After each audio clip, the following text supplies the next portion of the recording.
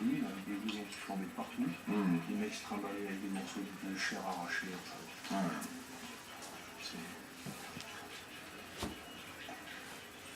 le problème, c'est que comment ça peut se soigner quand même, c'est qu'on a plus de partout.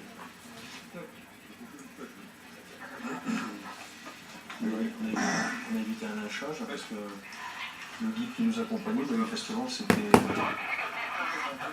un des gars qui comment dirais-je, qui voulait éliminer dans les jours qui passaient en procédé. On est venu sur la grande de tout de quand il m'a réuni. Ils sont parce que ils avaient la pied. Ça fait ça.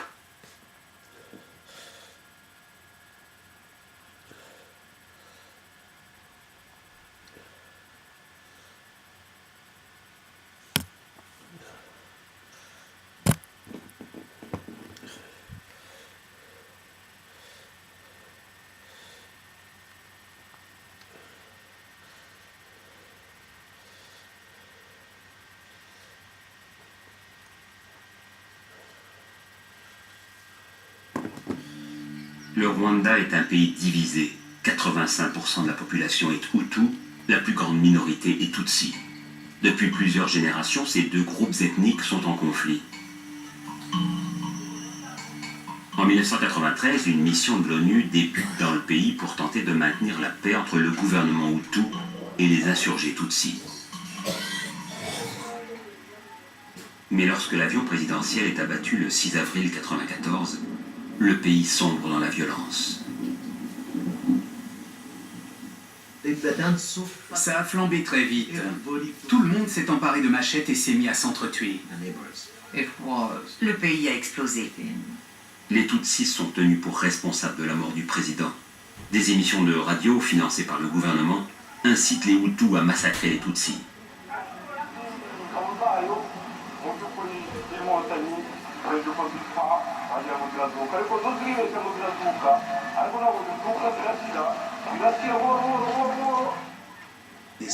Ils se sont mis à apprendre à tuer aux gens.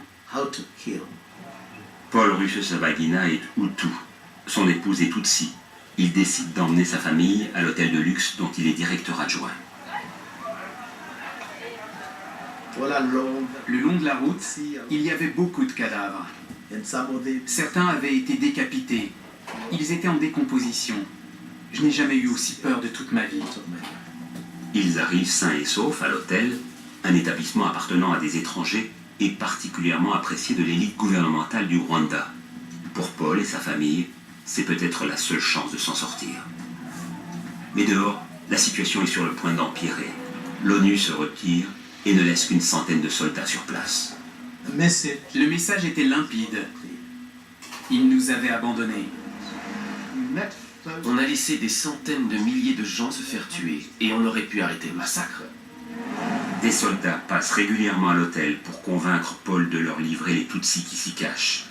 Mais au fil des années, en tant que directeur de l'hôtel, Paul a réussi à être dans les petits papiers des commandants de l'armée.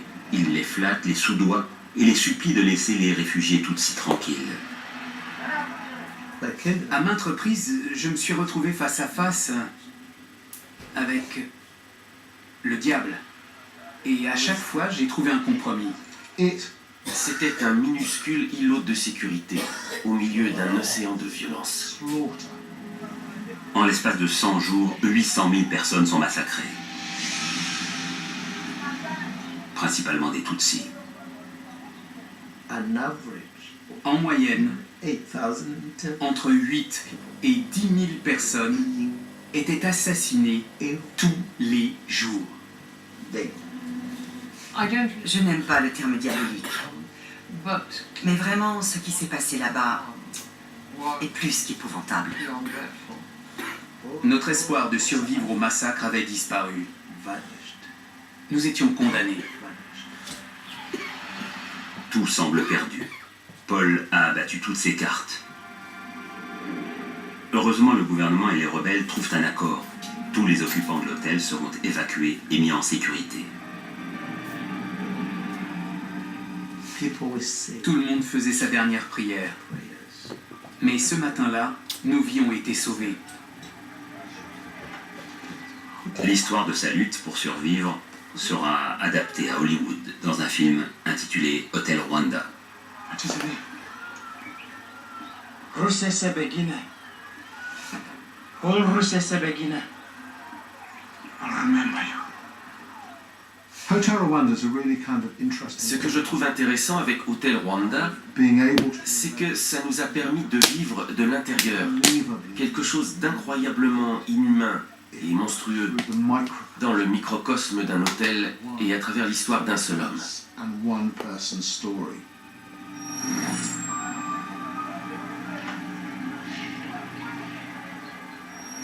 When you go through Quand on vit une expérience pareille, on ne se rend pas compte de ce qu'on traverse. On écoute sa conscience, on fait ce qu'elle nous dit de faire. the right thing to be done.